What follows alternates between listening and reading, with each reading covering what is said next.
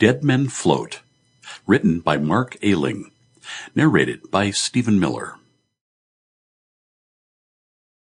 Chapter 1. Outside, Captain Custard had a rubber chicken under his arm and was going on about Jesus.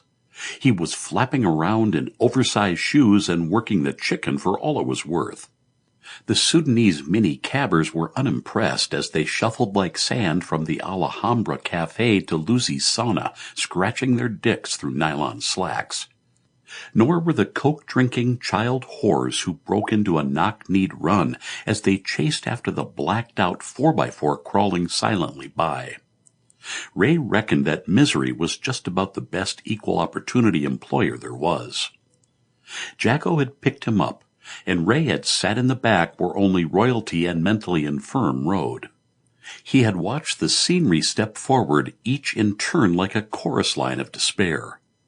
The canal and its tatty scrub of silver birch and willow, and the Navigation Inn where someone had put an N on the end of eat in the kids' eat free sign. The pylons and factories, the half-sunk houseboats and the festering reservoir of drinking water that should never be drunk, and the polyethylene bags caught in branches like snagged and struggling souls interrupted heavenwards. Through it all Ray sat with his hands between his knees, wondering how the hell he had ended up here. With Jacko and the Rendell boys, whose heads were 2/3 teeth, and the product of raw material you'd reckoned not enough to make a potato. Ray misremembered why Jacko had said they should meet. Maybe he'd said who'd ever pulled off a heist without a plan.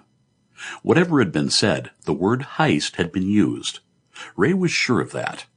Who used a word like that anyway? It was at that point he should have turned and walked away. "You want a Big Mac?" Jacko was buying. Timothy Leary couldn't take that many chemicals in one go, Ray said. But Joyce was already putting in his order to the gimp in the peaky hat. "Texas Deluxe, fries and shake, chocolate," looking up at the board. "Hot fudge sundae, and I'll go large on thems." Barlow had the same. "Sure you don't want anything?" Jacko said. "Something light, perhaps? A fillet of fish?" "Like I want a hernia." "Have something, my lovely," Jacko said solicitously. Ray stared without hope at the overstuffed mums, stuffing their fat faces and defying anyone to say anything. Their jogging bottoms not for exercising but to absorb the expansion. And manners you wouldn't see in prison, Ray reckoned, heads bent low over burgers to catch the spillage. No one ate like that, not even home aloners. "I want to see the menu," Ray said. After a couple of months laboring on the farm, Ray had come across Pearson's, a small milling and grinding company. There was a board at the gate with paint flaking off like pulled fingernails and the vacancies written on it. As far as anyone could recall, there'd never been a no in the slot in front of this. Ray had called in because he knew his way around a lathe and was taken on. Now he turned the end of casts, put camphors and bevels on forms, and generally finished off. It was routine stuff, but he liked it. For one, it got him away from the sick house. Jacko worked on the lathe next to Ray's, and they did the shittiest work. One sunny day, Ray and Jacko were lunching up on front of the rusted-out Bedford van. Another? Ray rolled his fingertips, making the motion. He brushed crumbs from his fingers and took the lid to his Tupperware lunchbox. "What, with all the dangerous machinery to handle later?" Jacko stared at him. "Hell yes." Ray popped the lid back on, sealing round the edges before using it to work on. Jacko was a contorted, kidney bean-shaped little runt.